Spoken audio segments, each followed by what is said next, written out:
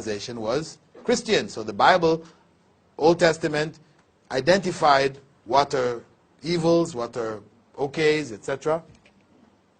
So now when we take away the Bible, how do we determine what's good and what's wrong? Evil. Democracy. We have a principle here. Democracy, where the majority agree on something, that's what's good. If the majority don't agree, they feel otherwise, then that's what's bad. That's our principle. What that does, of course, is it removes any solid basis for morality in the society. Because if the majority feels something is good today, it's good. If they think it's bad tomorrow, it becomes bad. What was bad today can become good. So, where is your basis? And that's exactly what has happened in the society. That the values that were held have been turned upside down. Before the 70s, if you asked anybody in the 60s, for example, about homosexuals, they would say, oh, bad people, corrupt, sick, an abomination unto the Lord, as in the Old Testament. And the psychiatrists considered them to be ill. They had all these treatments in their psychiatric manuals, you know, electric treatment, drug treatments, all kinds of treatments for them. But by the middle 70s, things turned around. All of a sudden, you ask the average American, what's the case of homosexuals? They say, alternative lifestyles. You know, it's just another way of living, you know. Different strokes for different folks. You know? That's how it's put, you know. Who am I to say? I personally not, but you know, if they wanted to be that way, it's their thing. It's okay. And the psychiatric profession removed the illness of homosexuality from the book, and they replaced it with what? Homophobia. Those people who still have the nerve to consider homosexuals to be sick and, you know, despicable, etc., these people are now sick. And they need to go to the psychiatrist and get, you know, reprogrammed, corrected, right? And I don't know if you've been following the news, but recently I was banned from Germany for life, right? I gave a lecture in Germany, in Frankfurt, Germany. This is just 2 months ago. And alhamdulillah, big public lecture. After it, 17 Germans accepted Islam. Alhamdulillah. After that, on my way to the hotel, the German SWAT team came and surrounded the car and took me down to the police station and read me a manifesto from the mayor of Frankfurt saying, you are banned from Germany for life. Why? Because you advocate the execution of homosexuals. I said, what? How is that?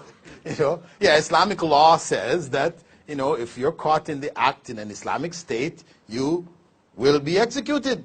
If you've been seen by 4 witnesses, etc., execution, that's the law. They say, but homosexuals are a respected part of our society whose rights should be protected against anyone who would speak ill of them. You know? And we fear that you, even though, yes, you're saying that you don't call for their execution, that this is Islamic law, but we fear that at some time you may say this to the young people and tell them to go out and kill homosexuals. So therefore we will ban you for life. You know. So, Allahu Akbar. You know, this is their position.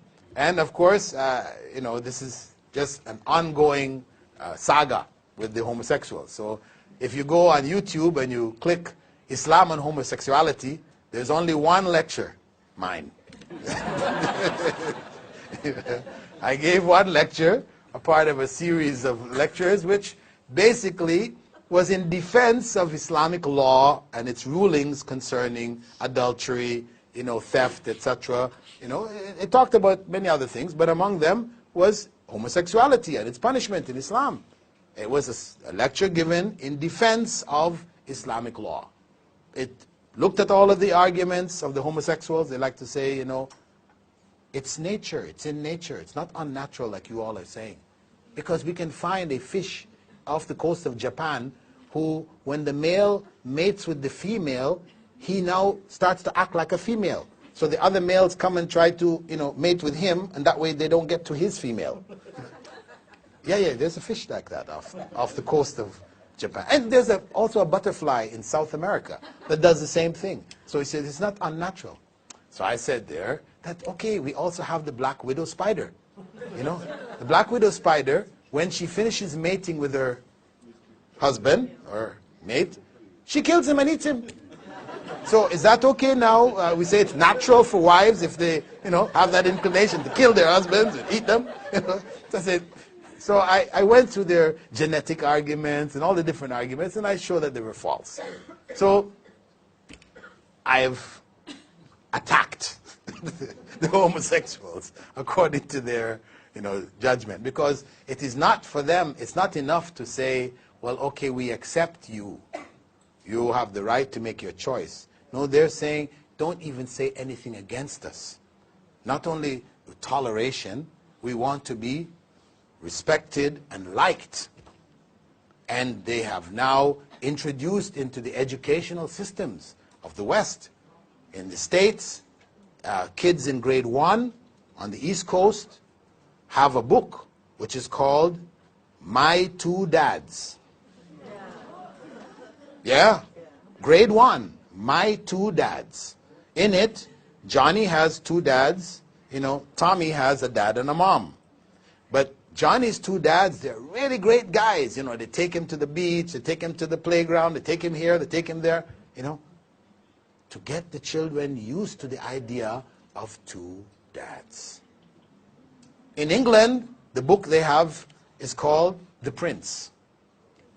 Grade 1, grade 2 students. The kingdom of so-and-so, they had a prince who they were trying to get a wife for. The parents were bringing this young, beautiful princess and this one. But no, he didn't like this one. Finally, he met another prince. And they liked each other, and they were close, and they were,